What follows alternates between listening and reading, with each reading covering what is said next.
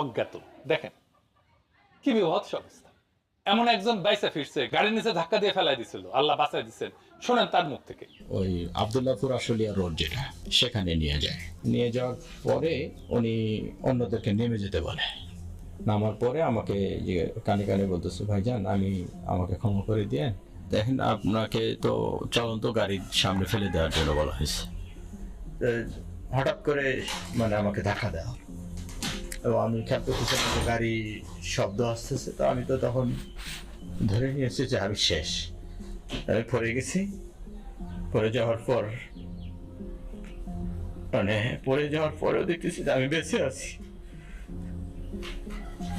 আমার তুলে ধরে বলছে যে আপনি ভয় পাবেন না, আপনাকে তো আমরা রাস্তায় ফেলে দিয়েছি, কিন্তু গাড়িটা পাশ দিয়ে চলে গেছে। তাহলে আমি